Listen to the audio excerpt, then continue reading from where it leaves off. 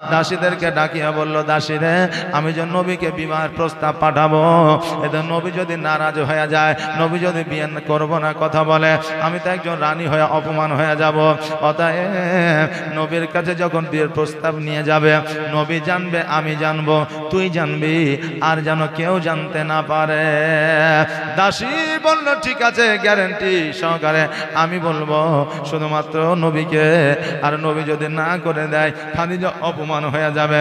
আর বিয়ে যদি না হয়, আর মোহাম্মদ এই জায়গায় আসতে পারবে না।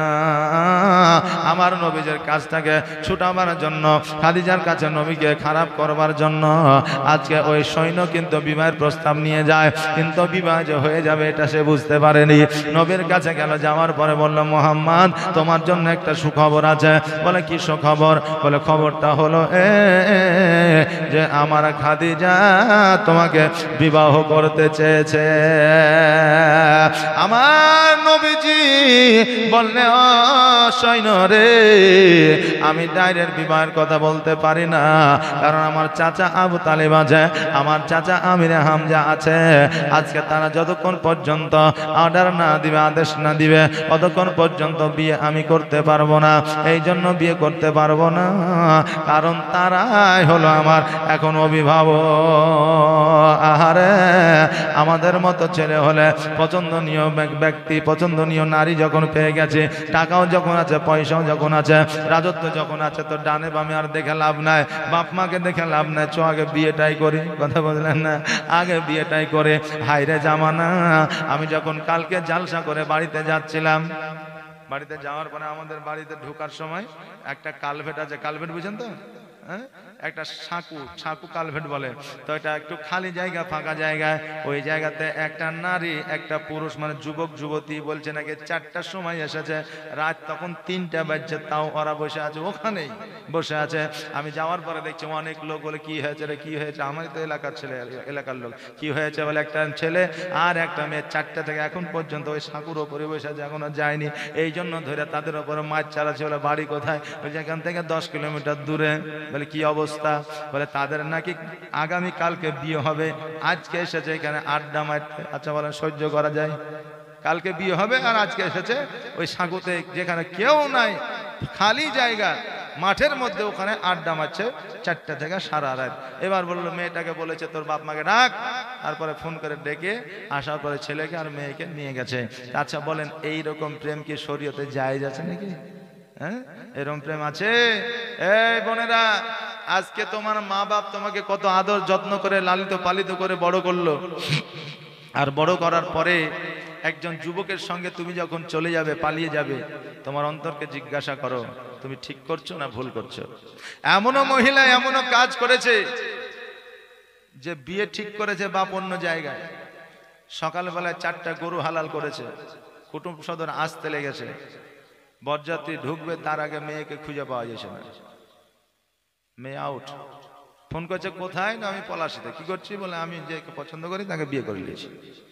শেষ পর্যন্ত বাপ মার মাথা তো হেড মানে ছোট হলোই, পরবর্তীতে ওই দুলহা অর্থাৎ বরকে আপনার জরিমানা দিতে হলো, মানে ও যা খরচা করেছে।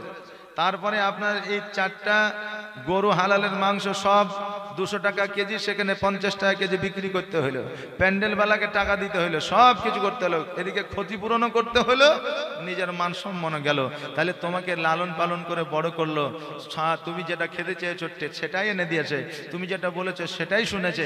আজকে তুমি এই প্রতিফল তোমার বাপ মাকে দিবা, এইরকম বাপ মা কোনোদিন আশা করেছে? করে না। অতএব তুমি মনে করো না যে আমি পছন্দ করে বিয়ে করছি তার মানে আমি সর্বসেরা, আর আমার এটা মানে মেনে নিবে আবার বাপ মা পরবর্তীতে। তোমার বাপ মাও যদি মেনে নাই, তোমার বাপ মা যে আঘাত পাবে, সেই আঘাতটা কাল কিয়ামতের দিনে ধরা থাকবে, এর জবাব তোমাকে দিতে হবে। তুমি কোনো যুবককে পছন্দ করো, কোনো যুবক কোনো যুবতীকে পছন্দ করে, আগে বাপ মাকে পরিবারকে রাজি করাও। হ্যাঁ, আগে বাপ মা পরিবারকে রাজি করানোর পরে তুমি বিয়ে করো। সেই বাপ মা ওই মেয়েটার চরিত্র ব্যবহার সব কিছু ঠিক থাকার পরেও যদি বিয়ে না দেয়, তবেই তুমি লুকায়িত ভাবে বিয়ে করো, কিন্তু তবুও জানায়া যা আমি কিন্তু লুকায়িত বিয়ে করে নিব যদি আমার বিয়ে না দাও। জানানোর পরে কথা কি বুঝতে পারলেন? প্রত্যেকটা জিনিসের একটা সিস্টেম রুলস আছে। আর আমরা এরকম করে বিয়ে করলে যে আমাদের গুনাহ হবে না তা নয়, বিয়ে করার সুন্নাত, বিয়ে করলে নেকি পাওয়া যায়। কিন্তু আমাদের আজকালকার বিয়ে কেমন জানেন? চলে যাচ্ছে পলাশী, কৃষ্ণনগর, লালবাগ, হাজারদুয়ারি, এইদিকে ধরেন যেখানে খুশি চলে গেল। একজনকে ডাকলো বিয়ে রেজিস্ট্রি করার জন্য, যে রেজিস্ট্রি করছে এখন সে হিন্দু রেজিস্টার আছে নাই, একজন খ্রিস্টানও রেজিস্টার আছে, একজন মুসলিম রেজিস্টার আছে, কিন্তু ও আসলে আলেম কিনা তা জানা নাই, সে আসলে 5 কলেমা জানে কিনা তাও জানে না। ও আসে শুধুমাত্র লিখে নিয়ে চলে যায়, তোমার নাম কি, তোমার বাপের নাম কি, আধার কার্ড দাও, 2টা ফটো দাও, নিয়ে চলে গেল। কিন্তু আদৌ কলেমা পড়েছে কি পড়েনি আর কোনো গ্যারান্টি নাই। বলে তোর বিয়ে হয়েছে রে? বলে হ্যাঁ হয়েছে। কি করেছে? কে জানে কি করলে না করলে, কিছু বুঝতেই পারলাম না, তবে বিয়ে হয়ে আছে এটা জানি। ওই বিয়েতেই এরা সংসার করছে। কথা বুঝলেন না? ওই বিয়েতে সংসার করছে। কিন্তু বিয়ের যে একটা রুলস আছে, একটা উকিল লাগে, 3টা সাক্ষী লাগে, খাতা কলম না হলেও বিয়ে হয়, এটা তো সরকারি নিয়ম। কিন্তু ইসলামিক নিয়ম হচ্ছে 2 জন সাক্ষী আর 1 জন উকিল মাস্ট লাগবেই, না যদি থাকে বিয়ে হবে না, বিয়ে হবে না। কিন্তু যারা ছেলে মেয়ে পালিয়ে যায় তারা কি বাপ মা অভিভাবককে বেঁধে নিয়ে যায়? জি, যাকে তাকে একটা সাক্ষী উকিল বানাও, ওটারও দরকার হয় না। রেজিস্টার বলে, আমরা তো দেখেছি অনেক রেজিস্টার বলে যে ঠিক আছে আমি 3টা ছেলের নাম বসিয়ে দিলাম, আদৌ জানেই না, হয়তো ওর একটা বন্ধুর, একটা কাকাইতো ভাই, একটা ফুফাইতো ভাই নাম দিয়ে দিলে, কিন্তু ওরা জানে না। তাহলে সাক্ষীর কোনো দাম থাকলো? যদি কেউ পালিয়ে গিয়ে বিয়ে করে, বাড়িতে নিয়ে এসে আবার বিয়ে দিবেন। বিয়ে দেওয়ার পরে খানা দিতে হবে না, খাওয়াইতে হবে না, শুধু আলেমকে ডাকবেন, 200 টাকা দিয়ে কালমা পড়িয়ে শরীয়ত মোতাবিক বিয়েটা পড়াবেন। তারা স্বামী স্ত্রী রূপে আবদ্ধ থাকবে। আর কোথায় বিবাহ হলো কি হলো না, ঠিকঠাক ছিল কি ছিল না, আর বিয়ে পড়িয়ে দিয়ে ওটাতে চলছে, দেখবেন যদি বিয়ে না হয় সারা জীবন জেনা করে গেল। কথা বুঝলেন না? সারা জীবন জেনা করে গেল। অতএব যদি কেউ পালিয়ে বিয়ে করে, বাড়িতে নিয়ে এসে আবার বিয়ে দিবেন, সে 6 মাস পরে হোক আর 9 মাস পরে হোক। এটা যেন আমাদের মাথায় থাকে। আল্লাহ পাক রব্বুল আলামিন যেন সেই তৌফিক দান করে। সকলে বলেন আমিন সুম্মা আমি। একবার দরুদ পড়ি, আল্লাহুম্মা সাল্লি আলা সাইয়্যিদিনা মাওলানা মুহাম্মদ ওয়া আলা আলি সাইয়্যিদিনা মাওলানা মুহাম্মদ। আমার নবীজি বললেন, সৈন্যরে, আমার চাচা যখন আছে, আমার চাচা যতক্ষণ পর্যন্ত না বলবে আমি অতক্ষণ পর্যন্ত মোহাম্মদ বিয়ে রাজি হতে পারবো না।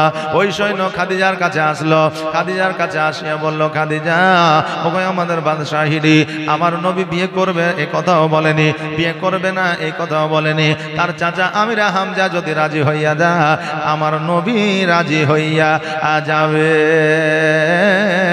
এবার আমিরা হামজাকে ডেকে পাঠানো হলো।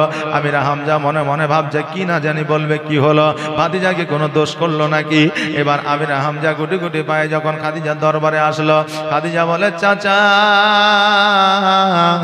আমার মোহাম্মদকে বড় পছন্দ, মোহাম্মদকে বিয়ে করতে চায়, মোহাম্মদকে বিয়েতে রাজি আছে, যদি মোহাম্মদ বিয়ে করে তাহলে বিয়ে আমি করব।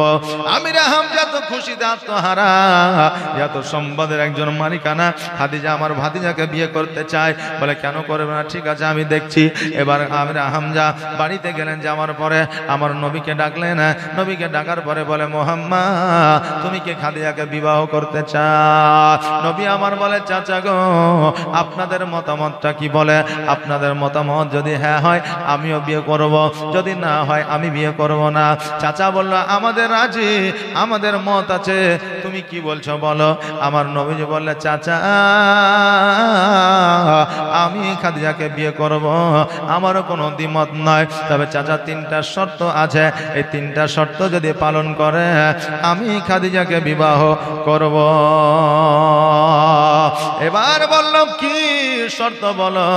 বলে 1 নম্বর শর্ত হলো তার যত জমি জায়গা টাকা পয়সা ধন সম্পত্তি আছে সব কিছু এতিমের মধ্যে বিলি বন্টন করে দিতে হবে। আর দ্বিতীয় শর্ত হলো আমি একটা খেজুর দিব খাইতে, ওই খেজুর 7 দিন অনাহারে থাকার পরেও ওই ওই খেজুরটা খেতে যাবে, এমন সময় ফকির আসলে নিজে না কে ফকিরকে দিয়ে দিতে হবে। 3 নম্বর শর্ত হলো আমি যে কাপড়টা দেব ওই কাপড় পরিধান করে তাকে থাকতে হবে। দ্বিতীয় কাপড়ের জন্য আবদার করবে না। এবার আমিরে হামজা বলল, ভাতিজা তুমি বিয়ে করবে না, তুমি ডাইরেক্ট বলো, ইনডাইরেক্ট কেন বলছো? বলে কেন? বলে একজন রানী জীবনে কোনোদিন তার সম্পদ সব দান করতে পারে না। একজন রানী যার কোনো পোশাকের অভাব না, একটা পোশাকে জীবন যাপন করতে পারে না, যার কোনোদিন খাবারের অভাব না, সে 1 সপ্তাহ ধরে খাবারের অভাবে থাকতে পারে না। অতএব তুমি যে শর্ত দিয়েছ এই শর্ত মানে নেওয়ার মতো নয়। অতএব এই কথা খাদিজাকে আমি বলতে যাব না। যদি বলতে যাই খাদিজা হয়তো রাগ করে আমাকে এই জেলখানায় বন্দি করে দিবে। আমার নবী বলে, চাচা একবার বলে তো দেখো খাদিজা কি বলে, অ্যানসারটা নিয়ে আসো। বলে না আমি যাব না। এই কথা যখন বলল, 1 দিন 2 দিন 4 দিন 5 দিন 7 দিন অতিবাহিত হয়ে গেল। আইদিকে খাদিজা চিন্তা করে, আল্লাহ গো এতদিন হয়ে গেল খবর কেন আসলো না? এবার বাবাজি আমিরে হামজাকে ডেকে পাঠা হলো। আমিরে হামজা গুটি গুটি পায়ে যেন হেঁটে হেঁটে আসছে, আর ভয়ে ভয়ে বলতেছে না জানি কি হবে, না জানি কি হবে। এবার খাদিজার কাছে গেছে। খাদিজা বলতেছে, চাচা গো মোহাম্মদকে বিয়েতে রাজি হয় নাই। এবার খাদিজা যখন বলল মোহাম্মদকে বিয়েতে রাজি হয় নাই, আমিরে হামজা কিছু না বলিয়া ডাইরেক্ট বলে দিল না। আর যেমনই না বলা, খাদিজার জৈতক দিয়ে যেন অশ্রু ঝরে যায়, অঝর নয়নে কান্না করে যায়। আমার আমিরে হামজা বলল, খাদিজা মোহাম্মদ ডাইরেক্ট বিবাহ করব না এই কথা বলে না, তবে 3টা শর্ত দিয়েছে। 3টা শর্ত যদি তুমি মেনে নিতে পারো আমার নবী তোমাকে বিবাহ করবে। বলল কি 3টা শর্ত? তাড়াতাড়ি করে বলো। বলে 1 নম্বর শর্ত হলো তোমার অট্টালিকা জমি জায়গা ধন সম্পদ দান করে দিতে হবে গরিব মিসকিনের মধ্যে। 2 নম্বর শর্ত হলো তুমি একটা খেজুর 1 সপ্তাহ ধরে যদি অনাহারে থাকো, একটা খেজুর খাইতে বসবে, ওই সময় ফকির আসলে ফকিরকে দিয়ে দিতে হবে। 3য় শর্ত হইল নবী একটা কাপড় দেবে, ওই কাপড়টা না ছেঁড়া পর্যন্ত 2য় কাপড়ের আবদার করতে পারবে না। সঙ্গে সঙ্গে খাদিজা মিচকে হাসি দিয়ে বলল, চাচা গো আমার সম্পদ তো দূরের কথা, একটা পোশাক তো দূরের কথা, একটা খেজুর তো দূরের কথা, আমার নবী যদি আমি খাদিজা আমার কলিজা চাইতো, আমি খাদিজা আমি নিজ হাতে কলিজা বের করে আমার নবীর পায়ের তলে দিয়ে দিতাম। জোরে বলেন সুবহানাল্লাহ। আল্লাহর নবী নূরের নবী গো, আপনি নবী আমার আজীবনের জীবন। আল্লাহর নবী প্রাণের নবী গো, আপনি নবী আমার আজীবনের জীবন। আপনি আমার জীবন সাথী, অন্ধকার কবরের বাতি, আপনি আমার জীবন সাথী, অন্ধকার কবরের বাতি, আপনি নবী আমার নির্জনের একজন। আল্লাহর নবী নূরের নবী গো, আপনি নবী আমার আজীবনের জীবন।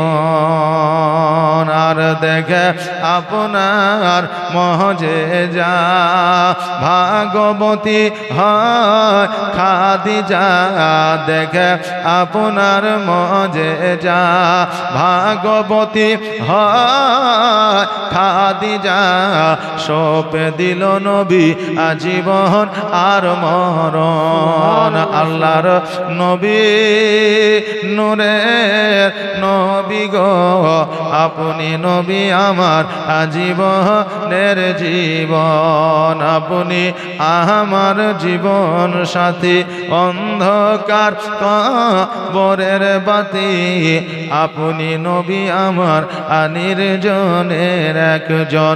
আল্লাহর নবী নূরের নবী গো, আপনি নবী আমার আজীবনের জীবন। আল্লাহুম্মা সাল্লি সাইয়্যিদিনা মাওলানা মুহাম্মদ ওয়ালা আলে সাইয়্যিদিনা মাওলানা মোহাম্মদ। আমার বাবাজি ভাইরা গো, আমার খাদিজা বললে চাচা আমি বিবাহে রাজি, আমার নবী যেটা বলবে সেটাই আমি রাজি, আমার নবী যতটা শর্ত দিবে ততটা শর্তে রাজি। এই ও কেন করছিস তোরা? হ্যাঁ, এদের গ্যাংটাকে টোটালি আউট করে দিতে হবে, মানে এদের পুরো গ্যাংটাই হচ্ছে এক, কথা বুঝতে পারলেন না?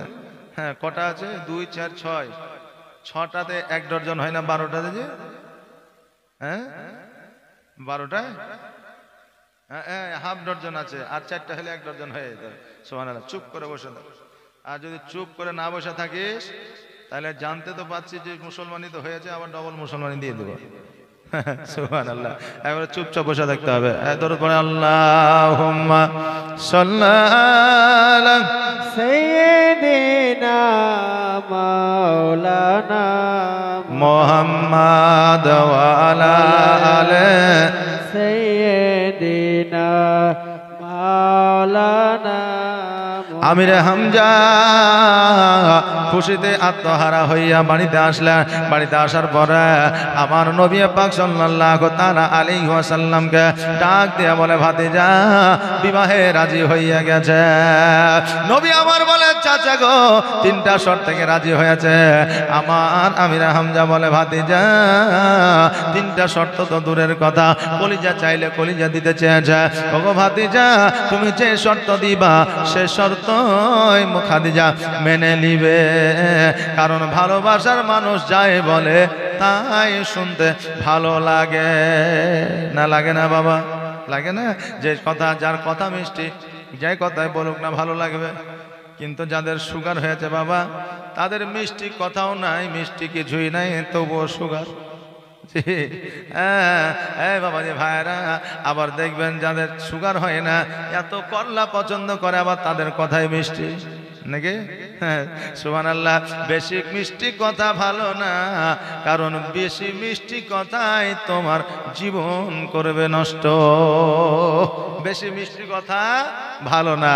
হ্যাঁ বাবাজি ভাইরা, খাদিজা সব কিছুই শুনবে। আমার নবীজি বললে যদি শোনে, আমিও বিবাহে রাজি। জোরে বলেন সুবহানাল্লাহ। আবু তালেব, আমির হামজা চাচা মিলিয়া আমার খাদিজাতুল কুবরা রাদিয়াল্লাহু তাআলা আনহাকে 1টা নয় 2টা নয় মহারানা স্বরূপ 70টা উট দিয়েছিল। জোরে বলেন সুবহানাল্লাহ। কয়টা বললাম? 70টা উট। এখন 70টা উটকে যদি আপনার এখন দাম করা হয় কত টাকা হইতে পারে?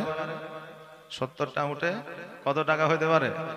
আপনি 10,000 করে ধরেন, তাহলে কত হয়? 7 লাখ নাকি? হ্যাঁ, 7 লাখ টাকা হয়। আর আজকে আমাদের মা বোনেদের যখন মোহরানা করতে যায় ক টাকা করে? 1,000 1 টাকা, 5,000 1 টাকা আছে তো মেলায়, কিন্তু 1,000 5,000 1 টাকা। তাও আবার এখনকার বাপ, ছেলের বাপেরা চালাক হয়েছে।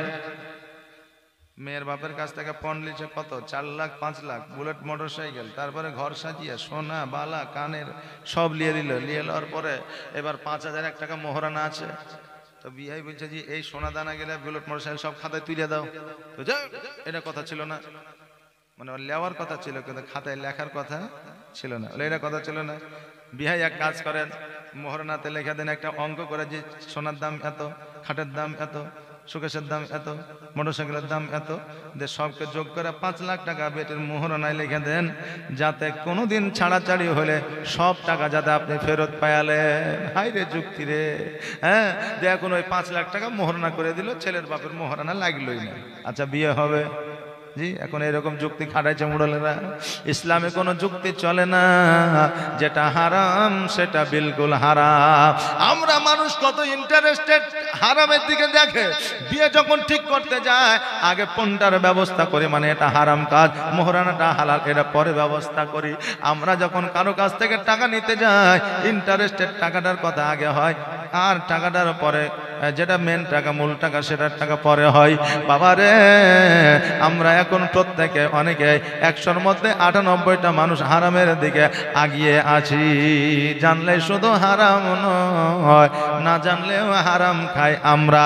কারণ আমার দয়ার নবী মায়ের নবী সাল্লাল্লাহু তাআলা আলাইহি ওয়াসাল্লাম বেনামাজের বাড়িতে, সুদখোরের বাড়িতে, ঘুষখোরের বাড়িতে খাবার পর্যন্ত খেতে বারণ করেছে। কিন্তু আমরা যদি এখন না খাই আমাদের কোনো কাম হবে না।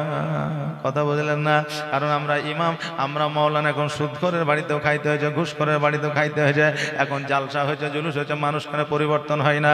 ভালো করে রেকর্ড করেলেন, এই জালসায় মানুষ কেন পরিবর্তন হয় না একটু শুনেলেন। হঠাৎ করে ফোন করছে, আসসালামু আলাইকুম হুজুর।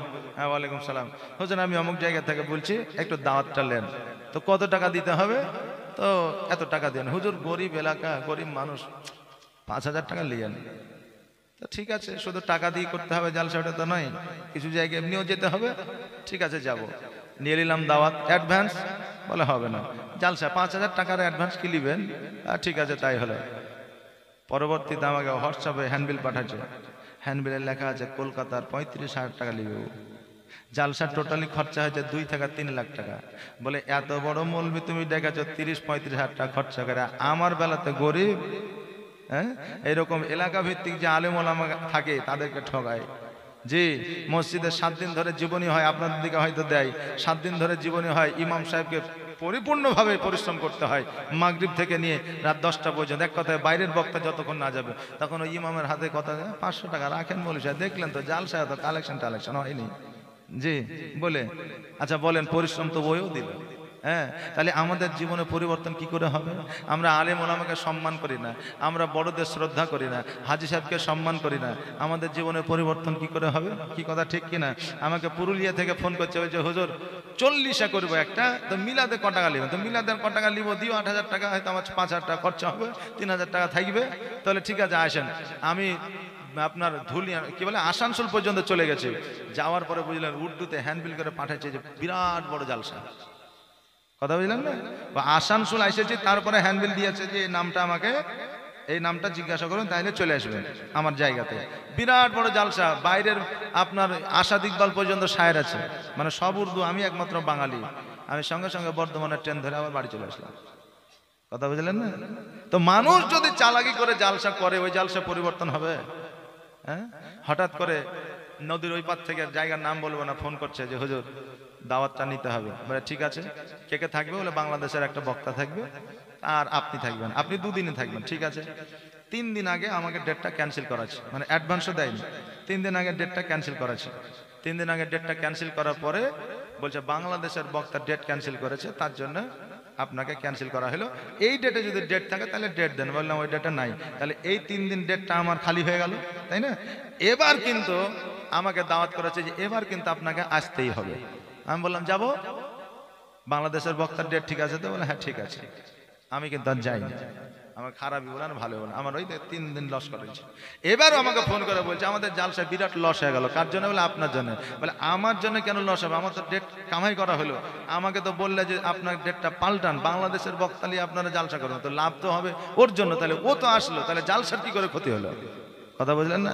শুধু আমরা কমিটি মৌলবীকে ডাকলাম, আসলো না বলে শুধু মৌলবীরই দোষ তা না, কমিটিরও কিছু দোষ থাকে, কথাবার্তা বলতে ভুল থাকে। কথা বুঝতে পারলেন? এই জন্য আলেম থেকে দোষাবেন না, আর মৌলবীরাই দোষে কথা বলবেন না। কারণ মৌলবী মানেই হচ্ছে এক বচন, আর মৌলানারা মানে বহু বচন। আলেম কে ছিল? আমার হযরত আলী ছিল। আলেম কে ছিল? উমর ছিল। আলেম কি ছিল? আবু বকর সিদ্দিক ছিল। আলেম কে ছিল? হোসেন ছিল। আলেম কে ছিল? হযরত আলী ছিল।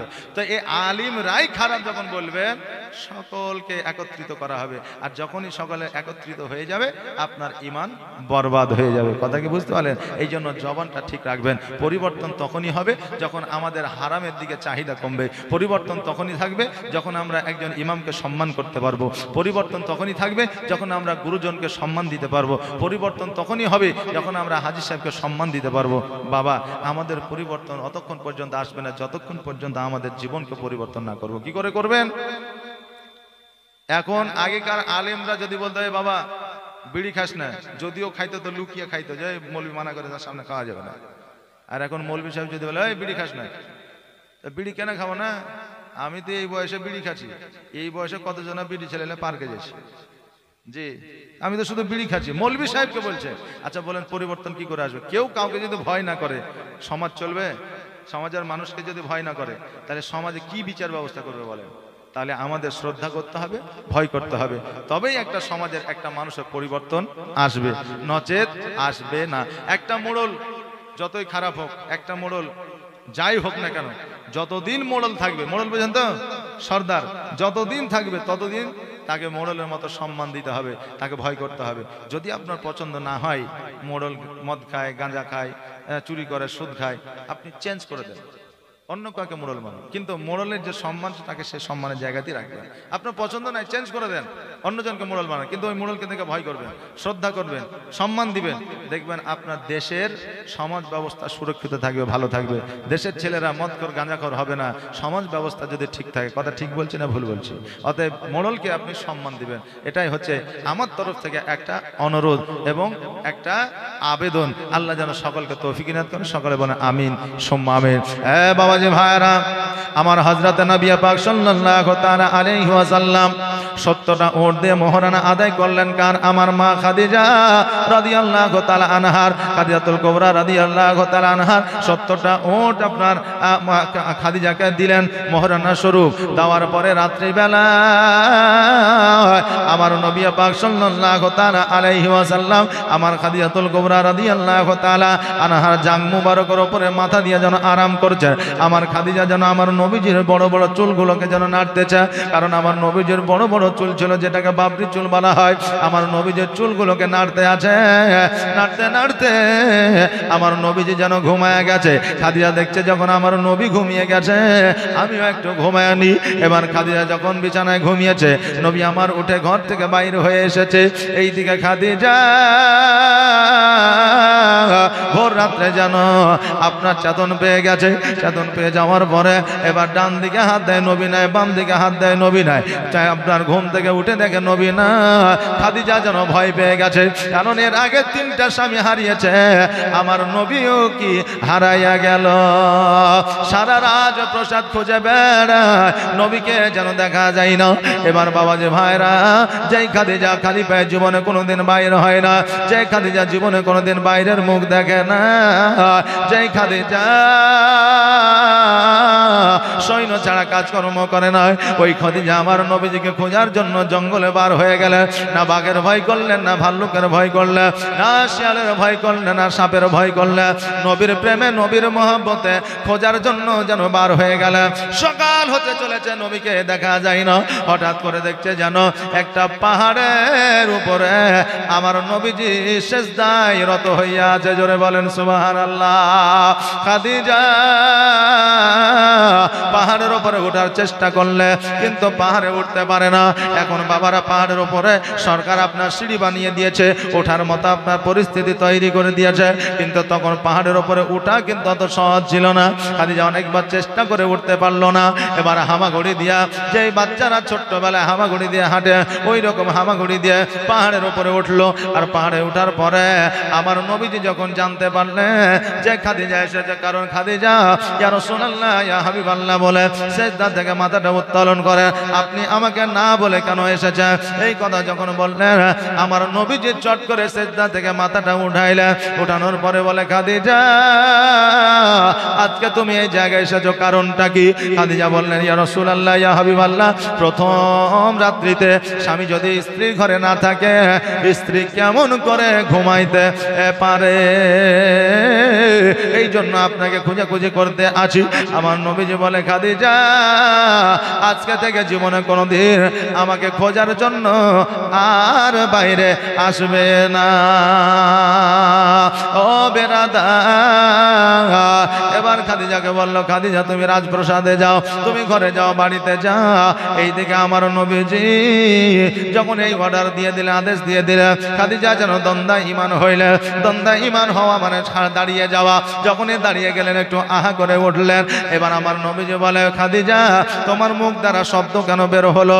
খাদিজা বলে, ইয়া রাসূলুল্লাহ, ইয়া হাবিবাল্লাহ, নবী গো, আমি যখন পাহাড়ের উপরে হামাগুড়ি দিয়ে উঠেছি, আমার কহিনা আর আমার হাঁটু, এই 2টা জায়গা ক্ষত বিক্ষত হয়ে গেছে, ছাল চামড়া উঠে গেছে। এবার আমি যখন উঠলাম, ওই জায়গায় ব্যথা লাগলো, এই জন্য আমি আহা করে উঠেছি। নবী আমার বললেন, কোন জায়গায় দেখি? এবার যখন দেখালেন, দেখছেন যেন ওই জায়গাগুলো কেটে কেটে রক্ত বের হচ্ছে আমার নবীজি ওই জায়গাতে আপনার থুতু লাগাইয়া দিলেন। খাদিজা বলেছিলেন খোদার কসম করে বলি ওই জায়গাতে রক্ত পড়া তো দূরের কথা, আমার নবী যখন থুতু লাগিয়ে দিয়েছিল কাটা দাগ পর্যন্ত ছিল না। জোরে বলেন সুবহানাল্লাহ। ওই জায়গায় কাটা দাগ পর্যন্ত ছিল না। এই জন্য বাবাজি ভাইরা আমার খাদিজাতুল কুবরা রাদিয়াল্লাহু তাআলা আনহা উনি নিজেও বলেছেন যে আমার স্বামী মুহাম্মদুর রাসূলুল্লাহ সাল্লাল্লাহু তাআলা আলাইহি ওয়াসাল্লামের সঙ্গে কারো হবে না তুলনা। খাদিজা নিজে নিজে বাড়ির দিকে চলে আসলে।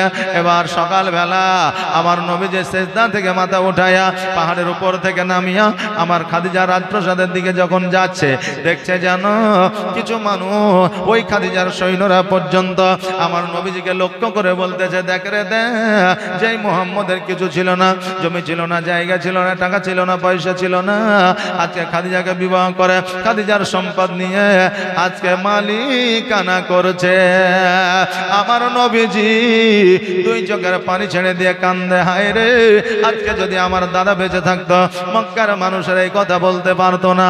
আজকে যদি আমার আব্বা বেঁচে থাকতো মক্কার মানুষেরা এই কথা বলতে পারতো না। আজকে যদি আমার মা বেঁচে থাকতো আজকে মক্কাবাসীরা এই কথা বলতে পারতো না। নবী আমার ওজর নয়নে কান্দতে কান্দতে খাদিজাতুল কুবরা রাদিয়াল্লাহু তাআলা আনহার একটা কর্নার ঘোড়ার ঘরে আপনার বসে বসে যেন কান্না করতেছে।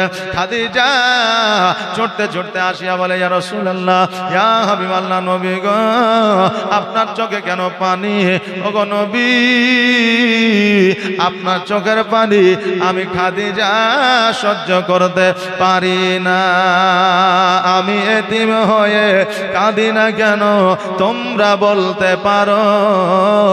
আমি এতিম হয়ে কাঁদি না কেন তোমরা বলতে পারো? এতিম ছিলেন আমার নবী, এতিম আমিও।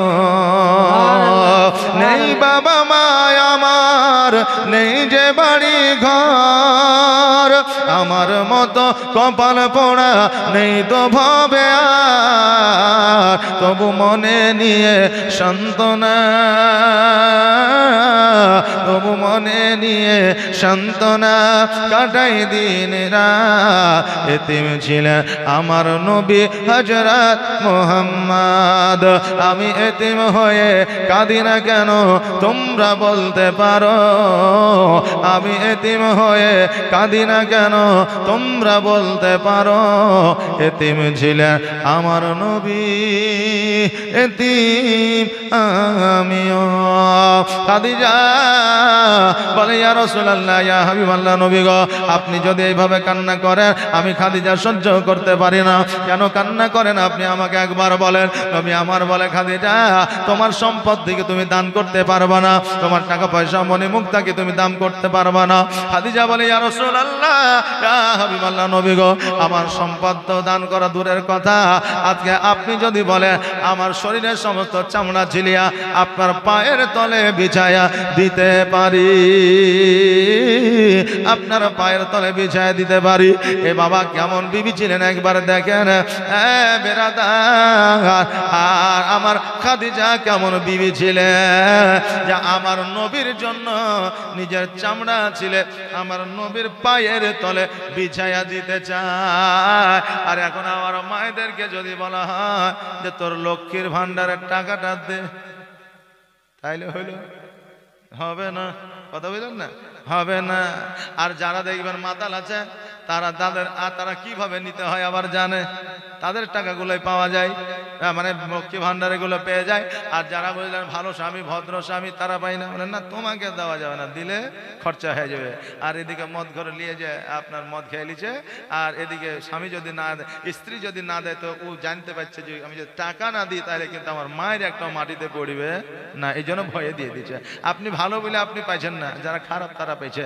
দেখবেন লক্ষ্য করে যে আপনি ভালো একটু খারাপ কাজ করলে আপনার বিবি হ্যাঁ তুমি ভালো না, তুমি খারাপ কাজ করছো, এই করছো সেই করছো বলবে। আর একজন মদ খেয়ে এসে যদি সারা বাংলাদেশ ভারত পাকিস্তানকে যদি এক করে দেয় তবুও তার স্ত্রী তার মুখখানকে ধরে বাড়িতে নিয়ে যাবে। কথা বললেন না? হ্যাঁ সুবহানাল্লাহ। তো বাপজি ভাইরা আমার মায়েরা ভালো স্বামীরা যখন কিছু চাইবে তখন কিন্তু পায় না। এই জন্য আমি মায়েদের বলবো, স্বামী যদি চাই অবশ্যই দিবে। কারণ হলো, স্বামীকে যদি আপনি না দেন তাহলে আপনি গুনাহগার হবেন, আপনার ইবাদত আল্লাহর দরবারে কবুল হবে না। আমার খাদিজা বলতেছে, ইয়া রাসূলুল্লাহ, ইয়া হাবিবাল্লাহ, নবী গো, আপনি কোন সময় দান করবেন, কোন সময় দিবেন, আপনি একবার বলে দেন। বলে এক্ষুনি দান করে দেব। আমার খাদিজাতুল কুবরা রাদিয়াল্লাহু তাআলা আনহা 6টা সম্পদ, সোনামণি, হীরামণি, মুক্তা সবকিছু এতিম মিসকিন গরিবের মধ্যে বিলি বন্টন করে দিলেন। জোরে বলেন সুবহানাল্লাহ। সবকিছু যখন বিলি বন্টন করে দিলেন, আমার নবীজি খেজুর গাছের ছাউনিতে আপনার খেজুরের ছাল দিয়ে আপনার বালিশ বানাইলেন, খেজুরের ছাল দিয়ে আপনার বিছানা বানাইলেন, আর খেজুরের ছালের উপরে শুইয়া শুইয়া আমার নবীজি বলতে যে, খাদিজা, আজকে তোমার বাপের অট্টালিকাতে যে মজা তুমি পেয়েছো, যে সুখ তুমি পেয়েছো, আমি হয়তো খেজুর গাছের ছাউনিতে দিতে পারবো না। আমার খাদিজা বলে, ইয়া রাসূলুল্লাহ, ইয়া হাবিবাল্লাহ, নবী গো, আজকে আমি আমার আব্বা জানের অট্টালিকায় যে সুখ আমি পেয়েছি, যে শান্তি আমি পেয়েছি, তার চাইতে হাজার হাজার গুণ বেশি শান্তি আপনার জীর্ণ কুটিরে আমি পাচ্ছি। জোরে বলেন সুবহানাল্লাহ। ভালোবাসা প্রেম যদি সত্য হয়, গাছের তলাতে রাত কাটানো যায়। আর এখনকার ভালোবাসা এমন রে বাবা, অভাব যদি দরওয়াজায় দাঁড়ায়, ভালোবাসা জানালা দিয়ে পালায়। এখনকার ভালোবাসা, কথা বুঝতে পারলেন না? আমার বাবা যে ভাইরা, আমার দয়ার নবী, মায়ার নবী সাল্লাল্লাহু তাআলা আলাইহি ওয়াসাল্লাম বলে, ও খাদিজা, আজকে যেমন সবকিছু দান করে দিয়েছি, আজকে তো আমি যেটা উপার্জন করে তোমাকে দেব, সেটাই তুমি খাবে, সেটাই রান্না বান্না করবে। খাদিজা বললেন, ইয়া রাসূলুল্লাহ, ইয়া হাবিবাল্লাহ, নবী গো, আজকে আপনি এক সপ্তাহ কেন 1 মাস ধরে অনাহারে রাখলে আপনার প্রতি কোনো নালিশ থাকবে না। খাদিজা সব সম্পদ দান করলে কার জন্য? কার জন্য? ইসলামের জন্য, আমার নবীর জন্য, দ্বীনের জন্য। আজকে আমরা মসজিদের জন্য জালসা করছি বাবা। আপনাকে সব দান করতে বলছি না, 5টা বাপ আমার মসজিদের জন্য 1000 টাকা দেন তো, 1000 করে। 5টা বাপজি, এখন না দিবেন, পরে দিবেন, নামটা লিখিয়ে দিয়ে যাবেন। একটু তাড়াতাড়ি করে আসেন, জলদি করে, কালেকশন বেশি হবে না, 5 থেকে 7 মিনিট, তারপর আবার জীবনী হবে। একটু তাড়াতাড়ি করে 1000 করে, 5টা বাবা আমার 1000। আর আমার মায়েদেরকে বলেছিলাম 11টা 500 নিব।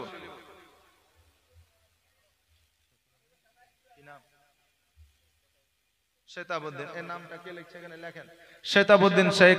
নারে তাকবীর, নারে রিসালাত। এই দেখেন শেতাবুদ্দিন সাহেব 1000 টাকার দাদা, জোরে বলি জিন্দাবাদ। 500 এখন, 500 আপনার পরে দিবে ইনশাআল্লাহ। ওয়াদা যখন করবে ইনশাআল্লাহ দিয়ে দেবে। বাপজি দেখেন, একটা হলো, আর 4টা আসেন তো, আর 4টা 1000 টাকা, আর 4টা মায়েদের কাছে এখনো পাওয়া যাবে 10টা, মানে কাল দিয়েছিল না, কালকে 5টা দিয়েছিল, এখনো 6টা পাওয়া যাবে। মায়েরা আপনারা 500 টাকা করে 6টা দিবেন। একটু তাড়াতাড়ি করে, চট জলদি করে আসবেন। সুবহানাল্লাহ, মাশাআল্লাহ, জাযাকাল্লাহ।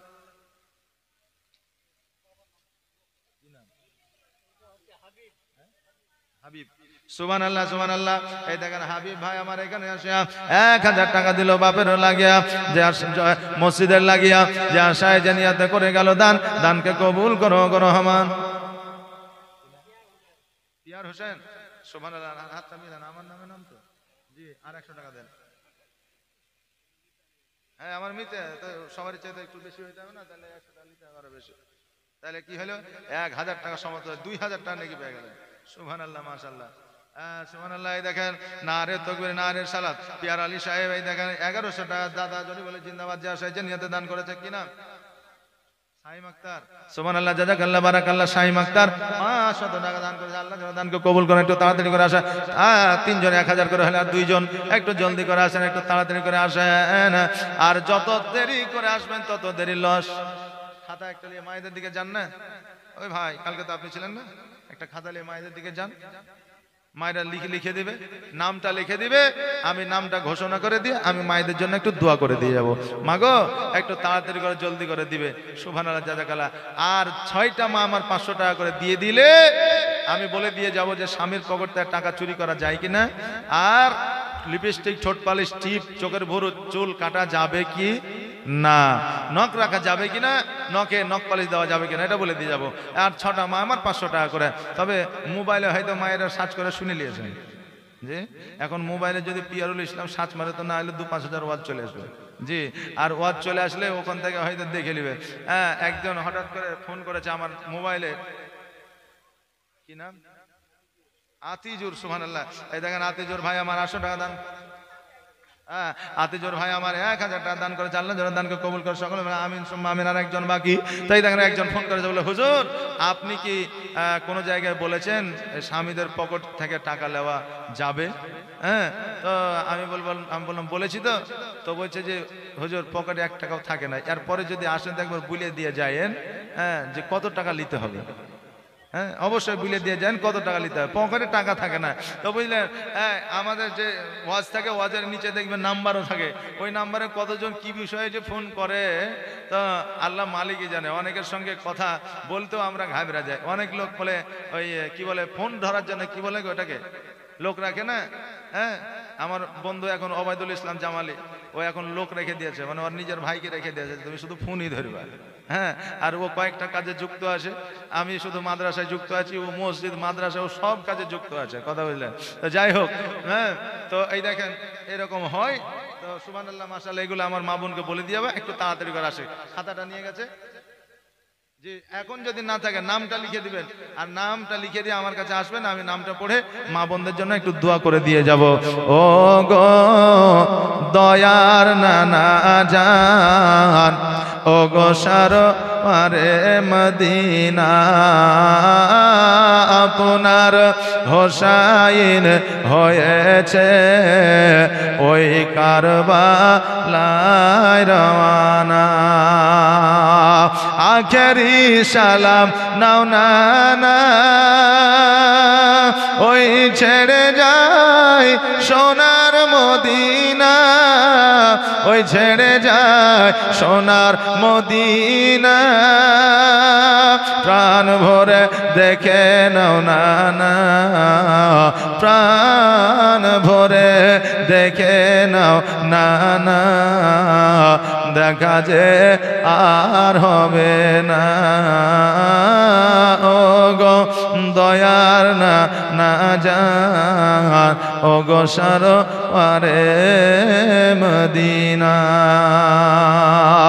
ওই দিন ইসলামের খাতিরে ওই কোরআন বাঁচাবার তরে, ওই কোরআন বাঁচাবার তরে খোদার রাহে কাটাবো, খোদার রাহে কাটাবো আমার এই গলাখানা, ও গো দয়ার নানা জান, ও গো সারোয়ারে মদিনা, ওই ভাইজান ইমাম হাসান ছিল আমার জানের জান, ছিল আমার জানের জান, সে যে চলে গিয়েছে, সে যে চলে গিয়েছে, একা আর ভালো লাগে না। ও গো দয়ার নানা জান, ও গো সারোয়ারে মদিনা। সুবহানাল্লাহ মাশাআল্লাহ জাযাকাল্লাহ। মা বোনেরা, আপনাদের বলে দিয়ে যায়, আমরা যখন মারা যাব আমাদের একটা মাত্র গাড়ি থাকবে, যেই গাড়িটা হলো খাটলি, নাকি বলেন, যেই গাড়িটা হলো আমাদের জন্য খাটলি। মা বোনেরা, মায়েদেরকে যখন ওই খাটের উপরে উঠানো হয়, মায়েদের উপরে ওই খাটলির উপরে একটা চাদর দেওয়া হয়, দেওয়া হয় না, একটা চাদর পর্দার সহিত। আমি বলবো মা রে, ওই গাড়িতে প্রত্যেককে চাপতে হবে। এই জন্য এতগুলো মা আছে, একটা চাদরের দাম দিতে পারবে না 1700 টাকা। একটা মা আমার 1700 টাকা এই চাদরের দাম। মসজিদে খাটলির উপরে যে আপনার চাদরটা দেওয়া হয়, মারা গেলে ওই চাদরটা দিয়ে ঢাকে নিয়ে যাওয়া হয়। ওই একটা চাদরের দাম হাদিয়া একটা 1700 টাকা। এতগুলো মাছ একজন দিতে পারবে না। এখন যদি না আসে পরে দিবেন, শুধুমাত্র নামটা লিখিয়ে দিবেন খাতাটাতে, শুধু নামটা লিখিয়ে দিবেন আর আপনার নিজের চাদর গায়ে দিয়ে আপনি কবরে হয়তো যাবেন। কারণ আপনার বাড়ির কথা দিবে না, আপনার বাড়ির চাদর দিবে না, মসজিদে যেটা থাকে সেটাই দিবে, নাকি বলেন? তো একটা চাদরের হাদিয়া 1700 টাকা একটা মা আমার যদি দেন, আমি ওই মায়ের জন্য খাস করে অন্তর থেকে দিল থেকে দোয়া করে দিয়ে যাব। কারণ আমার নবী বলেছেন মেহমানের দোয়া আল্লাহ কবুল করেন। আমি মেহমান হয়ে আপনাদের এখানে এসেছি, আপনার জন্য একটু খাস করে দোয়া করব। এতগুলো মা আছেন, 1700 টাকা একটা চাদরের দাম। একটু চট করে জলদি করে, একটু জলদি করে দিবেন, একটু তাড়াতাড়ি করে দিবেন। আবার এসো গো প্রেমিক বেলাল, মোদেরি জগতে ফিরে নতুন করিয়া আজান হাকিতে একাবার মিনার পরে। আবার এসো গো প্রেমিক বেলাল, মোদেরি জগতে ফিরে নতুন করিয়া আজান হাকিতে একাবার মিনার পরে দিয়ে যায় অমর।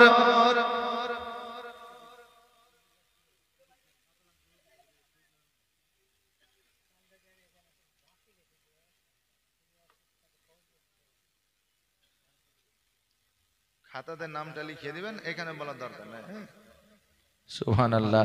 দিয়ে যায় অমর পৃথিবীর সন্ধান, এ জগৎ মাঝারে এসে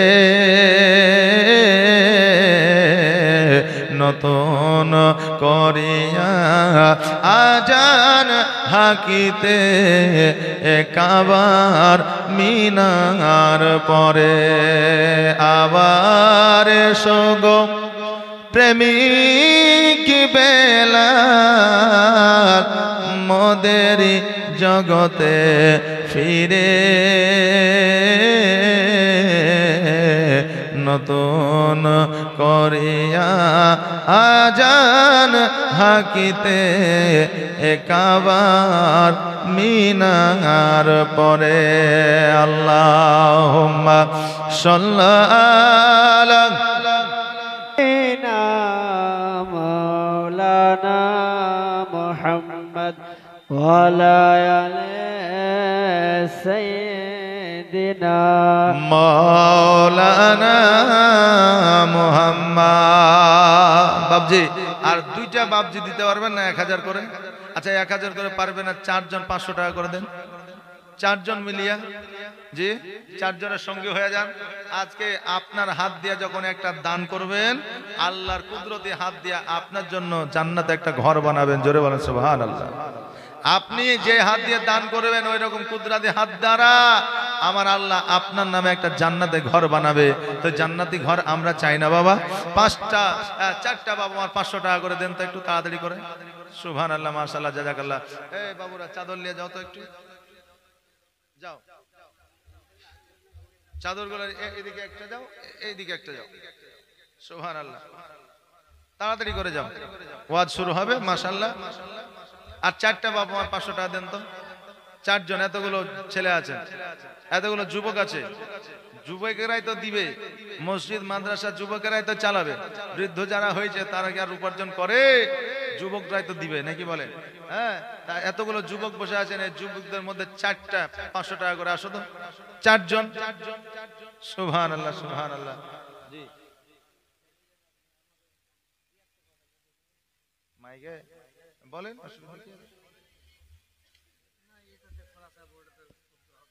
না, এটাতে শব্দ হচ্ছে ভালো। হ্যালো হ্যালো আমি তোমাদের সামনে দাঁড়িয়ে গেলাম দু একটা কথা বলার জন্য। তো আমি বাইরকার কোনো লোককে অতটি চাপ দিয়ে কথা বলছি না। নামপাড়াতে যে এই জুমা মসজিদের ইনচার্জে যারা আছো তাদেরকে বলছি, সমাজের মানুষকে, যে মাওলানা সাহেব তো বলছে যে মসজিদের উন্নতি করবে, আমি জালসা তুলছি।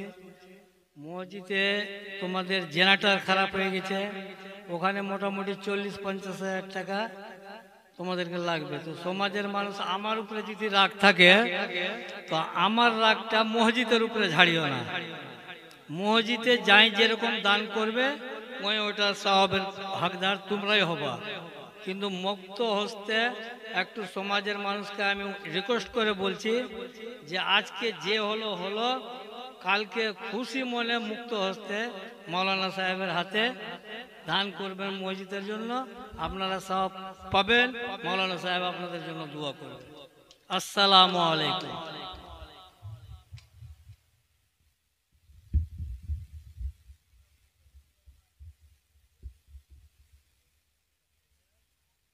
দরুদ পড়েন। আল্লাহুম্মা على سيدنا مولانا محمد وعلى آل سيدنا مولانا محمد আল্লাহুম্মা সাল্লি على سيدنا مولانا محمد وعلى آله سيدنا مولانا محمد। আর চারজন হবে না? 500 টাকা করে আর চারজন। দেখেন না একটু, যুবক যুবতী মা বোনেরা ভাইরা যে কেউ দিতে পারে। চারটা, আর চারটা 500 টাকা দিলেই আমি ওয়াজ স্টার্ট করবো, আরম্ভ করবো। আর চারটা একটু তাড়াতাড়ি করে আসেন, একটু জলদি করে আসেন। সুবহানাল্লাহ সুবহানাল্লাহ। আমার প্রাণের দয়ার নবী, তুমি দাও না কেন দেখা, তোমায় ছেড়ে আর কত কাল রইব আমি একা গো নবী, রইব আমি একা। সুবহানাল্লাহ। এই দেখেন মায়েদের দিক থেকে আরো একটা 500 টাকা এসছে। নারে তাকবীর, নারে রিসালাত, মাসলাকে আলা হযরত। হ্যাঁ, এই দেখেন মায়েদের দিক থেকে 500 টাকা এসেছে। আল্লাহ যাদের দানকে কবুল করেন সকলে বলেন আমিন সুম্মা আমিন। একটু দোয়া করি, আল্লাহুম্মা আমিন। রব্বানা আতিনা ফিদ দুনিয়া হাসানাতাও ওয়া ফিল আখিরাতি হাসানাতাও ওয়া কিনা আযাবান নার। রব্বানা যালামনা আনফুসানা ওয়া ইল্লাম তাগফির লানা ওয়া তারহামনা লানাকুনান্না মিনাল খাসিরিন। ইয়া রাব্বুল আলামিন। মাওলা 500 টাকা, 1000 টাকা, 5 টাকা, 2 টাকা, মওলা 10 টাকা, 20 টাকা, 100 টাকা, 50 টাকা, যে যেমন ভাবে পেরেছে দান করেছে। মওলা এদের দানগুলোকে কবুল করে নিয়ে তাদের আত্মীয় স্বজনকে তুমি জান্নাতবাসী করে দাও। হাউজে কাউসারের পানি পান করে দাও। আল্লাহ গো, এদের বালা মুসিবত দূর করে দাও। আসমানে বালা আসমানে উঠিয়ে নাও, জমিনে বালা জমিনে দাফন করে দাও। রব্বুল আলামিন এদেরকে অসুস্থতা থেকে তুমি দূরে রেখে দিও। ওয়া সাল্লাল্লাহু তাআলা আলা খায়রি খালকি মুহাম্মাদি ওয়া আলিহি ওয়া সাহবিহি আজমাইন বিরহমাতিকা ইয়া আরহামার রাহিমিন। আমিন সুম্মা আমিন। ওয়া হাক্কা লা ইলাহা ইল্লাল্লাহু মুহাম্মাদুর রাসূলুল্লাহ সাল্লাল্লাহু আলাইহি ওয়াসাল্লাম। বাবজি ভাইরা, আর 3টা মা বোনের দিক থেকে বা আপনাদের 3টা 500 টাকা নিয়ে আসেন তো একটু তাড়াতাড়ি করে। শোন রে আকাশ, শোন রে বাতাস, শোন রে আকাশ, শোন রে বাতাস, হারালাম মোর নবীজিকে এই জীবনে দেখব নাকি তোমার নূরের ছবি গো নবী, তোমার নূরের ছবি। নবীজির মান শোনো তাহার শান, ও বাবা নবীজির মান শোনো তাহার শান। যার প্রেমে আল্লাহ নিজেই পাগল, যার প্রেমে আল্লাহ নিজেই পাগল, রহিম রহমান নবীজির মান, শোনো তাহার শান। নবীজির মান, শোনো তাহার শান। গাছ বৃক্ষ তরুলতা বুঝলো নবীর শান, গাছ বৃক্ষ তরুলতা বুঝলো নবীর শান। এক নজর দেখিয়া তারা, এক নজর দেখিয়া তারা জড়াইল পরাণ। নবীজির মান, শোনো তাহার শান। নবীজির মান, শোনো তাহার শান। যার প্রেমে আল্লাহ নিজেই পাগল, যার প্রেমে আল্লাহ নিজেই পাগল, রহিম রহমান নবীজির মান, শোনো তাহার শান। নবীজির মান, শোনো তাহার শান। আল্লাহুম্মা সাল্লি আলা সাইয়্যিদিনা মাওলানা মুহাম্মদ ওয়া আলা আলি সাইয়্যিদিনা মাওলানা। সুবহানাল্লাহ। এই দেখেন সুবি আপনার ওই যে চাদরটা বললাম, চাদরের হাদিয়া বা ওই চাদরটা দান করেছে, জাযাকাল্লাহ মাশাআল্লাহ। চাদরের হাদিয়াটা আপনি আপনার এই জালসা কমিটি বা মসজিদের কমিটিকে দেবেন, ইনশাআল্লাহ এরা ওই চাদরের ব্যবস্থা করবে। হ্যাঁ, আর অবশ্যই ওয়াদা করেছেন, ওয়াদা অনুযায়ী টাকাটা দিয়ে দেবেন ইনশাআল্লাহ। অনেক জায়গায় আবার ওয়াদা করে আবার টাকা দেয় না, কথা বুঝলেন না? আমাদের কি বলে উমরপুর একটা জায়গা আছে, তো খানপাড়া বলে একটা জায়গা আছে, ওখানে আগের বছরে জালসায় গেছিলাম, পরের বছরে গেছি, তো এই বড় একটা লিস্ট ধরিয়ে দিয়েছে। তা আমি মনে করছি মনে হয় এরা টাকা দিয়েছে। তা আমি বলতে আছি আব্দুল কুদ্দুস 5,000, আব্দুর রহমান 7,000, আব্দুল জলিল 3,000। বলছে হুজুর এগুলা দেয়নি, এগুলা গত বছরের আগে বছর আপনি কালেকশন করে দিয়ে গেছিলেন, এখনো পর্যন্ত দেয়নি, তো একবার বলে দেন যাতে টাকাটা দিয়ে দেয়। 3 বছর হয়েছে টাকা দিচ্ছে না, কথা বললেন না? তো এইরকম যাতে না হয়, এলাকার মানুষ সচ্ছল, মানে কালিয়াচকে অনেক জায়গায় আমি জীবনীতে এসেছি, আপনাদের কালিয়াচকে আপনার পটলডাঙ্গা বলেন, মোথাবাড়ি বলেন, তারপরে বাবলা বলেন, মানে অনেক জায়গায় এসেছি আমি কালিয়াচকে, কিন্তু কালিয়াচকের মানুষের এমনি লেনদেনের দিক থেকে খুব ভালো না, একদম সিরিয়াস বলছি, লেনদেনের দিক থেকে বলো, যেটা কথা হয়ে গেল কাট ক্লিয়ার। আর বলবে না যে 500 টাকা কম লাভ, বরঞ্চ বলে যে 1000 টাকা বেশি লাভ, কথা বললেন, কিন্তু কমায় না। আমি বহু জায়গায় কালিয়াচক বহু জায়গায় এসেছি, সব জায়গার নাম আর মনে নাই। তারপরে ছারকা বস্তি এসেছি, সব জায়গার এখন নাম অত মনে থাকে না, অনলাইনে দিয়ে দাও কি বলে ম্যাপ, আমি ঠিক চলে আসছি, আর মুখস্থ করা লাগে না, গ্রামে নাম জিজ্ঞাসা করতে হয় না। বাবজি ভাইরা এদিক থেকে ঠিক আছে। তা কালেকশন আপনাদের এখানে মনে হচ্ছে যে আমি যত জীবনী করেছি সবচাইতে কম কালেকশন মনে হয় আপনাদের এখানে, মানে কালেকশনের প্রতি আপনাদের খুব একটা ইন্টারেস্ট মনে হয় নাই। যাই হোক, আল্লাহ তাবারাক তাআলা যেন সকলকে দেওয়ার এবং মসজিদ দান করার যেন তৌফিক ইনায়াত করেন, সকলে বলেন আমিন। আসেন জীবনী শুরু হবে, একবার দরুদ পড়ে নিন। আল্লাহুম্মা সাল্লি আলা সাইয়্যিদিনা মাওলানা মুহাম্মদ ওয়া আলা আলি সাইয়্যিদিনা মাওলানা মুহাম্মদ। বাবাজি ভাইরা, আমার দয়ার নবী মায়ার নবী সাল্লাল্লাহু তাআলা আলাইহি ওয়াসাল্লাম বললেন, এ খাদিজা, আজকে তুমি আমার ঘরে থাকিয়া তোমার আব্বার অট্টালিকায় যে শান্তি পেয়েছ, আমার ঘরে সে শান্তি হয়তো পাবা না। আমার খাদিজা বললে, হুজুর গো, আজকে আমার আব্বা জানের অট্টালিকায় যে শান্তি পেয়েছি, আজকে তার চাইতে হাজার হাজার গুণ বেশি শান্তি পাচ্ছি। আমার নবীজি বলল, ও খাদিজা শোনো রে, আজকে আরামদায়ক বিছানায় তুমি ঘুমিয়েছ, আজকে খেজুর গাছের ছালের উপরে তুমি ঘুমাচ্ছ, আজকে খেজুর গাছের ছাল দিয়ে তুমি বালিশ বানিয়েছ, বলো বলো আজকে তোমার কি ভালো লাগে? খাদিজা বলে, ইয়া রাসূলুল্লাহ, ইয়া হাবিবাল্লাহ, নবী গো, ছালের উপরে যেন শুয়ে আছি আর খেজুর গাছের ছাল দিয়ে বালিশ বানিয়েছি, তবুও মনে হয় আমার আব্বার ওই তোষক গদির চাইতে উন্নত, জোরে বলেন সুবহানাল্লাহ। আমার নবীজি সকালবেলা গেলে ইসলামের প্রচার ও প্রসার করতে, এইদিকে হালিমাতু সাদিয়া, এইদিকে খাদিজাতুল কুবরা রাদিয়াল্লাহু তাআলা আনহা রান্না চাপিয়েছে। আমার নবীজি আপনার ইসলাম প্রচার করে বাড়িতে প্রবেশ করছে, এমন অবস্থায় দেখছে নিজের বিবি রান্না করতেছে। আমার নবী বলতেছে, বিবি রে আসো আসো, তুমি একটু উঠোনে গিয়ে বসো, আমি ততক্ষণ রান্না করে নি। এবার বাবা রান্না যেন করতেছে, আর হালিয়া আর খাদিজাতুল কুবরা রাদিয়াল্লাহু তাআলা আনহা বলে, স্বামী গো, আপনিও তো ইসলামের প্রচার প্রসার করে আসলেন, আজকে আপনিও তো কষ্ট করেছেন, আপনি উনুনের উপরে বসেন। বলে, না না না ও খাদিজা শোনো, আজকে আমি উনুনে জাল দেব আর তুমি রান্নাটা করবে, জোরে বলেন সুবহানাল্লাহ। সবাই যেন একমত হইয়া দুইজন স্বামী স্ত্রী যেন রান্না বান্না করেছে। আর এখন মৌলভী মাস্টার উকিল হাকিম যদি বিবির কাজে সহযোগিতা করে, আর কোন মানুষ যদি দেখালাই তো বলবে, দেখ মৌলভী বিবির গোলাম হয়েছে, বলবে কি বলবে, এই বিবির গোলাম হয়েছে। কিন্তু বাবারে, বিবির কাজে সহযোগিতা করা আমার নবীর সুন্নাত। যখন খাদিজা রান্না বান্না করতো, আমার নবীজি ওই রান্নাতে সহযোগিতা করতেন।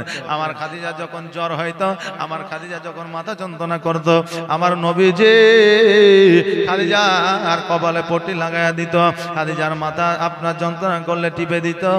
আর আজকে আমরা মনে করি আমরা পুরুষ হাম্মারত, আমাদের সেবা করতে হবে, তোমাদের করব না। এই রকম পুরুষ অনেকে আছে। আহারে বাবা, আমরা মনে করি আমরাই শুধু কাজকর্ম করি, নারীরা করে না। আপনার কাজের ছুটি আছে, কিন্তু যতদিন না মারা যাবে ততদিন একজন মায়ের কাজের ছুটি না। আপনি বলবেন কেমন করে? আপনি মাঠে কাজ করেন, আপনি কোনো অফিসে কাজ করেন, আপনি কোনো কলকারখানায় কাজ করেন, অফিসে কলকারখানায় কাজ করলে রবিবার আপনার ছুটি পাওয়া যায়। মাঠে কাজ করলে বর্ষা হয়ে গেলে মাঠে যাওয়া বন্ধ হয়ে যায়। কিন্তু আপনার গ্রীষ্মকাল হোক আর যেই কালে হোক না কেন, আমাদের মায়েদের যে রুটিন, সন্তানকে খাওয়ানো, স্কুল পাঠানো, সকালবেলা রান্না করা, দুপুর বেলায় রান্না করা, রাত্রিবেলায় রান্না করা, স্বামীকে খাবার গুলে দেওয়া, বিছানা পরিষ্কার করা, ঘর বাড়ি ঝাড় দেওয়া, এদের ছুটি আছে নাকি? জি, এদের ছুটি নাই। আরে বাবা, তুমি যে বিবিকে ডায়লগ দাও, সারাদিন বসে কি করিস, এই কাজটা হয়নি, সে কাজটা হয়নি, আপনি 2 দিন দায়িত্ব নিয়ে দেখেন বাড়ির, আপনি পারবেন না। আপনার সন্তানকে যখন 1 ঘন্টার জন্য আপনার কোলে দেওয়া হয়, আপনি বিবিকে এত কাজ করছে, কি আমাকে ছেলেটা ধর, বলি কি বলি না? বলি, হ্যাঁ বাবাজি মায়েরা, আজকে মনে হয় মায়েরা কোনো কাজ করে না, কিন্তু মায়েদের যে ছুটি নাই, মায়েরা যে কাজ করে তুমিও সেই কাজ করো, কিন্তু তোমারটা একটু আলাদা, ওরটা একটু আলাদা, তোমারটা হয়তো একটু ভারী কাজ, ওরটা হয়তো একটু হালকা কাজ, কিন্তু কাজ সবাই করে। একটা সংসার যতক্ষণ পর্যন্ত স্বামী স্ত্রী সময় না দিবে, একটা সংসার তৈরি হতে পারে না। এই জন্য স্বামী আর স্ত্রী পরিশ্রম করে ক্লান্ত, আপনার পরিশ্রম করে সংসারটিকে টিকিয়ে রাখার চেষ্টা করে। ওরে আমার বাবাজি ভাইরা, ও আমার মা বোনেরা, খাদিজাতুল কুবরা রাদিয়াল্লাহু তাআলা আনহা আমার নবীজির সঙ্গে সংসার করতে আরম্ভ করলেন। আমার খাদিজার সঙ্গে আপনার যখন সংসার আরম্ভ করলেন, আপনার সন্তান আমার খাদিজাতুল কুবরা রাদিয়াল্লাহু তাআলা আনহার সঙ্গে আপনার সন্তান 4খানা মহিলা আর 2খানা আপনার পুত্র সন্তান এসেছিল। তবে 2টা পুত্র সন্তান আমার আল্লাহ তাবারাক তাআলা নিয়েছিল। আমার নবীকে বলেছেন, ইয়া রাসূলুল্লাহ, ইয়া হাবিবাল্লাহ, নবী গো, আপনি যদি বলেন আপনার 2 সন্তানকে রেখে দেবেন, আমি 2 সন্তানকে রেখে দেব, ইমাম হাসান হোসেনকে উঠায় নেব। আমার নবী বলেছেন, আল্লাহ আমার 2 সন্তানকে উঠায় নেন, কিন্তু ইমাম হাসান হোসেনকে উঠায়ও না। বাবাজি ভাইরা, আমার ইমাম হাসান হোসেনকে নবী আজকে নয় কালকে নয় আগে থেকে ভালোবাসত গো। এইদিকে আমার দয়ার নবী, মায়ার নবী সাল্লাল্লাহু তাআলা আলাইহি ওয়াসাল্লামের সব থেকে শেষ কন্যা ছিল ফাতেমাতুজ জোহরা রাদিয়াল্লাহু তাআলা আনহা। ওই ফাতিমা যখন আপনার মা খাদিজার কোলে যখন আসলে, আপনার একদিন বয়স, হাত দিয়ে যেন মুখটা ঢেকে আছে। এবার খাদিজা ফাতেমার মুখ থেকে যেন হাতটা সরাইয়া দিচ্ছে, না জানি হাত দিয়ে মুখ ধরে আছে, নাক ধরে আছে, যদি দমটা আটকে যায়, যদি কোনো রকম ক্ষতি হয়ে যায়, চোখে যদি আঙুল ঢুকিয়ে দেয়, এই জন্য আপনার হাতটাকে সরাইয়া দিচ্ছে। আমার নবীজি বলতেছে, খাদিজা আমার ফাতেমার মুখ থেকে তুমি হাতটা হটাইয়া দিও না, সরাইয়া দিও না, এই জন্য সরাইয়া দিও না যে আমার ফাতেমা মুখে হাত দিয়েছে, মানে মুখটাকে পর্দা করে আছে। জোরে বলেন সুবহানাল্লাহ। এমনি এমনি জান্নাতের রানী হয় না রে বাবা, এমনি এমনি জান্নাতের সর্দারিনী হয়নি। আজকে মা ফাতেমা জগতের মধ্যে আসার পরে জান্নাতি সর্দার হয় না, আপনার যখন থেকে তৈরি হয়েছিল আমার ফাতেমা, তখন থেকে জান্নাতের সর্দারিনী। জোরে বলেন সুবহানাল্লাহ। আপনি বলবেন কেমন করে? যখন আদমকে তৈরি করা হলো, আদম আলাইহিস সালাম একাই যখন ছিলেন, ভালো লাগতেছিল না। এরপরে হাওয়াকে তৈরি করলো। হাওয়া নিজে নিজে মনে করলো যে আমার মতো সুন্দর আর কেউ নাই। কথা বুঝলেন? আমার মতো সুন্দর আর কেউ জগতে নাই, যেহেতু আমি একা। জিবরিল আমিন বলল, শোনো রে, তোমার চাইতেও সুন্দর আছে, তোমার অহংকার পতন হয়ে যাবে, চলো তোমাকে একবার দেখে নিয়ে আসি। এবার জান্নাতের মধ্যে একটা দরওয়াজা যখন খুলে দিলেন, দেখছেন যেন অতি সুন্দর চেহারা লইয়া চাদর গায়ে দিয়া একজন মহিলা শুয়ে আছে। ওই মহিলাটিকে যখন দেখালেন, আমার হাওয়া আলাইহিস সালাম দেখলাম আমার চাইতেও তো দেখতে সুন্দর, না জানি মহিলার নাম কি? বলে এই মহিলার নাম হবে ফাতেমা, আর এই মহিলাই হবে জান্নাতের রানী। জোরে বলুন সুবহানাল্লাহ। ও বেরাদার, আমার হযরতে ফাতেমাতুজ জোহরা রাদিয়াল্লাহু তাআলা আনহা খাদিজার কোলে 13 বছর পর্যন্ত ছিলেন। 13 বছর যখন হয়ে গেল, আমার খাদিজাতুল কুবরা রাদিয়াল্লাহু তাআলা আনহা হঠাৎ করে যেন অজ্ঞান হয়ে জমিনের মধ্যে পড়ে গেল। আর জমিনের মধ্যে পড়ে যাওয়ার পরে আমার মা ফাতেমা ছুটতে ছুটতে নবীজির কাছে গেল। নবীজির কাছে যাওয়ার পরে বলে, ইয়া রাসূলুল্লাহ, ইয়া হাবিবাল্লাহ, নবী গো, আমার মা অজ্ঞান হয়ে পড়ে আছে। যেমন এই কথা বলা, আমার নবীজি মসজিদে বক্তব্য দিতেছিলেন, বক্তব্য ছেড়ে দিয়ে ছুটতে আরম্ভ করলেন। আর আমার ফাতেমা ডেকে যখন দিয়েছে, ফাতেমার সঙ্গে ছুটতে ছুটতে খাদিজার কাছে পৌঁছালেন। খাদিজার মাথাটাকে জাং মুবারক উপরে নিয়ে সূরা ফাতিহা আপনার পানিতে ফুঁক দিয়া খাদিজার মুখমণ্ডলে ছিটাইলেন। আর যেমনই মুখমণ্ডলে ছিটানো, খাদিজার যেন জ্ঞানটা ফিরে আসলো।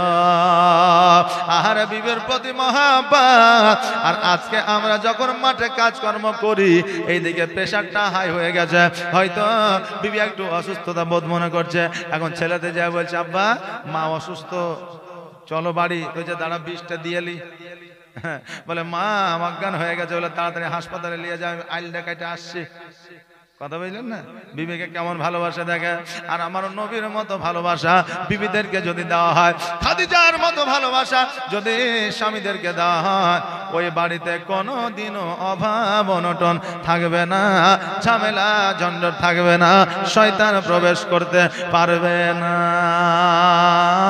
আমার নবীজি বললে, খাদিজা, ও খাদিজা শোনো, আজকে তোমাকে পানি যখন ছিটা দিলাম, অজ্ঞান থেকে তোমার জ্ঞান ফিরে গেল। ওরে খাদিজা, আজকে শোনো শোনো, তোমার শরীরে কোনো রোগ নাই, বালা নাই, জ্বর নাই, জ্বালা নাই, তবুও কেন তুমি অজ্ঞান হয়ে জমিনের মধ্যে পড়ে যাও? খাদিজা বলে, ইয়া রাসূলুল্লাহ, ইয়া হাবিবাল্লাহ, নবী গো, আমার কোনো জ্বর নাই, জ্বালা নাই, আমার কোনো রোগ নাই, তবু অজ্ঞান হয়ে জমিনের মধ্যে পড়ে যায়। আপনি একদিন আমাকে জাহান্নামের কথা শুনিয়েছিলেন, পুলসিরাতের কথা শুনিয়েছিলেন। আপনি আমাকে একদিন মিজানের পাল্লার কথা শুনিয়েছিলেন। সেই দিন থেকে আমি এই কথাগুলো যখন ভাবি, আমি অটোমেটিক অজ্ঞান হয়ে যেন জমিনের মধ্যে পড়ে যায়। জোরে বলেন সুবহানাল্লাহ। আরে বাবা, আজকে নবীর বিবি কবরের কথা ভাবিয়া যদি আপনার অজ্ঞান হয়ে জমিনের মধ্যে পড়ে যায়, পুলসিরাতের কথা ভাবিয়া অজ্ঞান হয়ে যদি জমিনের মধ্যে পড়ে যায়, আর মিজানের পাল্লার কথা শুনিয়া যদি জমিনের মধ্যে পড়ে যায়, আমরা সাধারণ মানুষ হইয়া আমরা কেন কবরকে ভয় পাই না? আমরা কেন কবরকে ভয় পাই না? এই কবরকে ভয় করে 500 টাকা একজন দিতে পারবেন? কবরকে ভয় করে কবরে সকলকে যেতে হবে। কবরকে ওদিকে যার ভয় আছে, একটা ভাই আমার 500 টাকা কবরের জন্য। সুবহানাল্লাহ। এখানে কবরের ভয় কারোরই নাই। সুবহানাল্লাহ। একজন বলেছি, সবাইকে বলিনি, একজন যার কবরকে ভয় আছে, একজন 500 টাকা দেন। সুবহানাল্লাহ। দেখেন কি নাম? জি, আব্দুর রশিদ। সুবহানাল্লাহ। নারে তাকবীর, নারে রিসালাত। এই দেখেন আব্দুর রশিদ 500 টাকা দাতা, জোরে বলি জিন্দাবাদ। যা সে যে নিয়তে করেছে যান, দানকে কবুল করো ওগো রহমান। এখান থেকে 100 করে 500 টাকা দেন তো। চেয়েছিলাম তো আমি এখান থেকে, আসলো তো এখান থেকে। আব্দুল মান্নান হাজি। সুবহানাল্লাহ। নারে তাকবীর, নারে রিসালাত। এই দেখেন আব্দুল মান্নান হাজি সাহেব 500 টাকা দাতার, জোরে বলি জিন্দাবাদ। যা সে যে নিয়তে করেছে দান, দানকে কবুল করো গো রহমান। আল্লাহুম্মা আমিন। রব্বানা আতিনা ফিদ দুনিয়া হাসানাতাও ওয়া ফিল আখিরাতি হাসানাতাও ওয়া কিনা আযাবান্নার। আব্দুর রশিদ সাহেব, আব্দুল মান্নান সাহেব 500 করে 1000 টাকা দান করেছে। আল্লাহ যা সে যে নিয়তে দান করেছে, আল্লাহ তার দানকে কবুল করে নিও। আরো বেশি বেশি করে দান করার তুমি তৌফিক না করো। বাড়ির বালা মুসিবত দূর করে দিও, তাদের অসুস্থতাকে দূর করে দিও, তাদের আত্মীয় স্বজনকে জান্নাতবাসী করে দিও। ওয়া সাল্লাল্লাহু তাআলা আলা খাইরি খালকিহি মুহাম্মাদি ওয়া আলিহি ওয়া সাহবিহি আজমাইন বিরহমাতিকা ইয়া আরহামার রাহিমিন। আমিন সুম্মা আমিন। বাহাক লা ইলাহা ইল্লাল্লাহু মুহাম্মাদুর রাসূলুল্লাহ সাল্লাল্লাহু আলাইহি ওয়াসাল্লাম। 100 টাকা করে 500 টাকাও দিতে পারবেন না? 100 টাকা করে 500 টাকা। কি নাম? মোহসেন। সুবহানাল্লাহ, সুবহানাল্লাহ। নারে তাকবীর, নারে রিসালাত। এই দেখেন মোহসেন সাহেব 500 টাকা দাতা, জোরে বলে জিন্দাবাদ। যা সে যে নিয়ত করেছে দান, আর দানকে কবুল করো গো রহমান। এই বাবা 100 করে 500 দাও তো। 100 করে, হ্যাঁ 100 টাকা করে, বেশি না, 100 টাকা করে 500 টাকা। একটু আসেন চটচট করে, একটু জলদি করে আসেন না বাবা, একটু তাড়াতাড়ি করে। আর যত দেরি করবেন তত আপনাদের লস। হ্যাঁ, আমার মায়েদের দিক থেকে 50 টাকা 100 টাকা যদি দিব মনে করে দেন। কারণ এই যে কালেকশন হচ্ছে, কালেকশন কিছুই না, এই আপনার লাইটের টাকাগুলোই হবে না। জি, লাইটের গুলোই হবে না। হ্যাঁ, যে দান আসছে সুবহানাল্লাহ। 100 টাকা করে মায়েদের দিক থেকে 6টা বাকি ছিল, 6টা দিয়ে দেন তো। হ্যাঁ, 100 টাকা করে। মায়েরা তো বেড়ি বাঁধে, মায়েরা দিতে পারবে, পারবে 100 টাকা করে দিতে পারবে না? 500 টাকা বলেছিলাম, হয়তো ভারী হয়ে চলে। 100 টাকা কমন ব্যাপার। 100 টাকা করে মায়েদের দিক থেকে 6টা নিয়ে আসেন তো, তাহলে বলে দিয়ে যাবো স্বামীর পকেট থেকে টাকা নেওয়া যাবে কিনা। আর বাপজিদের দিক থেকে আসেন 100 করে 5টা ভাই আমার, 5টা ভাই আমার আসেন, জলদি করে আসেন, তাড়াতাড়ি করে আসেন। সুবহানাল্লাহ, সুবহানাল্লাহ। দেখেন 100 টাকার লেগে বসেছিলাম, একটা 100 টাকা আইলো। একটু তাড়াতাড়ি করে আসেন। যদি ফোন পে থাকে তো ফোন পে তো দিতে পারেন, অসুবিধা নাই। কালকে থেকে এখানে স্ক্যানার থুয়ে দেবো একটা। হ্যাঁ, ফোন পে থাকলেও দিতে পারেন, অসুবিধা নাই। এই দেখেন বেনামে একজন 100 টাকা দান করেছেন। আল্লাহ যেন দানকে কবুল করেন, সকলে বলেন আমিন সুম্মা আমিন। এই মা বোনেরা 100 টাকা করে চেয়েছি, দেন একটু তাড়াতাড়ি করে, একটু জলদি করে দিবেন। সুবহানাল্লাহ, মাশাআল্লাহ, জাযাকাল্লাহ, হ্যাঁ বারাকাল্লাহ। আর আমাদের ছেলেদের মধ্যে 100 টাকার 4টা আসলো না?